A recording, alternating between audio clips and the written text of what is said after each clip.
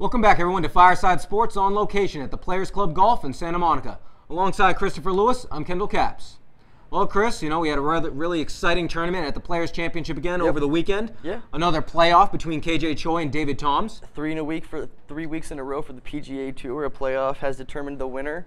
It was a great playoff between KJ and David. It was a good tournament overall. Yeah, you saw a lot of names, a lot of movement in the last couple days. How about we take a look at some of the guys who did really well down the stretch on Sunday and were in contention. KJ Choi winning it. He played really well. He putted really well. He was 6th in putts per round, 10th in driving accuracy, which really helps on a course like this. Yes, and he was able to carry that all the way through to the victory. Yeah. Well, and David Toms too. He was tied for 5th in pars, in the round, number 1 in driving accuracy, tied for 4th in greens and regulation. He played solid golf.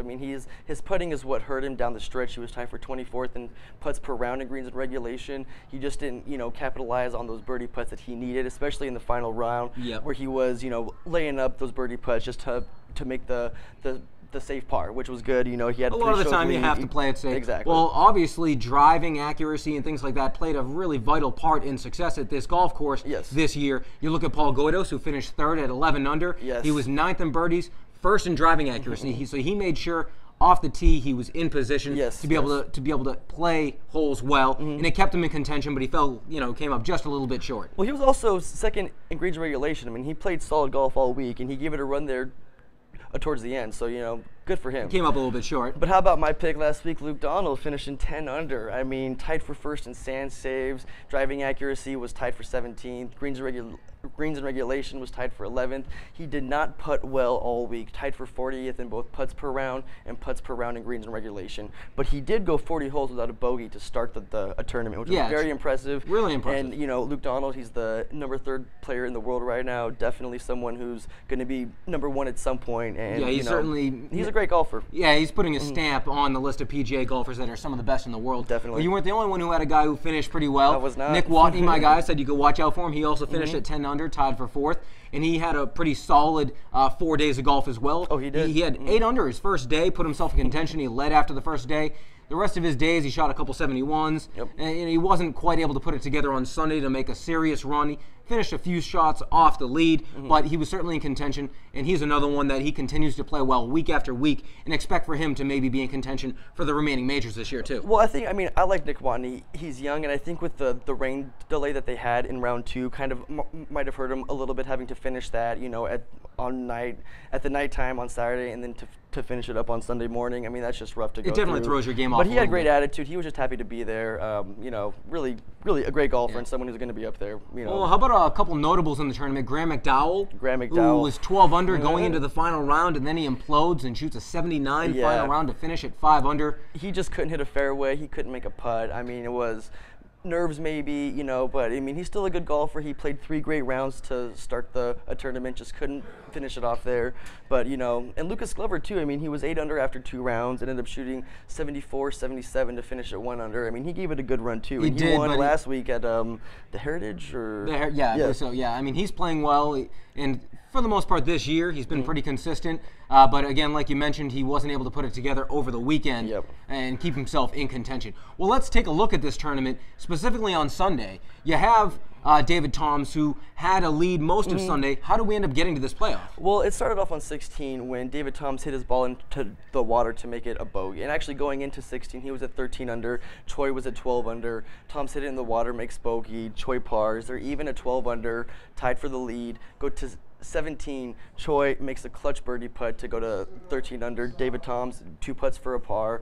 They get to 18. The pressure now on David Toms to be able to make up that stroke. You've been leading for 70 holes of this tournament. You lose it on a 71st. You're on the 72nd, and hits his drive straight down a fairway, actually in a little bit of a divot. I think he was 181 out and hit it to about 20 feet on the green. Amazing shot, great approach. Well, still 20 feet, that's a lot of work, to be able to make sure you get that birdie putt. Well, it was a little bit easier because Choi went right of the fairway. His second shot was short of the green. He used an 8-iron for a little bump and run that he got to about 4 feet, which was a great approach by him. He played that hole great. But Tom's coming through with that, 25-foot birdie putt to force a playoff. I mean, he was, he didn't really set up over the ball that long. He was confident. He knew where the ball was going to break. He just got up there and hit it, and he made it. And then we get to the playoff in 17, and they both hit, good shots. Choi did not. Choi wasn't really.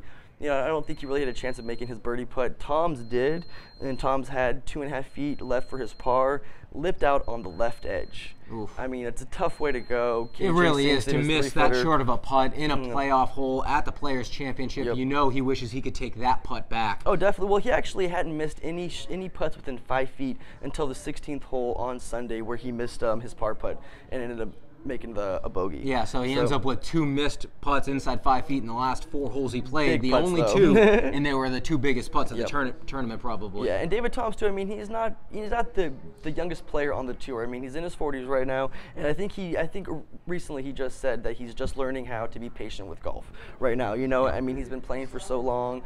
Solid golfer. He's been on the tour for a while, has a couple of victories, but it takes time to play patient and to to get up there and just hit each shot solid. And he's learning that now, and I actually think he'll be up there again. Yeah, he very well should be. All right, well, I know you're an avid golfer, and you like to consider yourself a decent golfer, and driving clearly is something that's very important. The winner of this tournament, KJ Choi, like I mentioned, he finished 10th in driving accuracy for this tournament. Let's see you take a drive here on the high-tech simulator that we have here at the Players Club Golf in Santa Monica. Why don't you take the first shot off number 1 at St. Andrews? All right.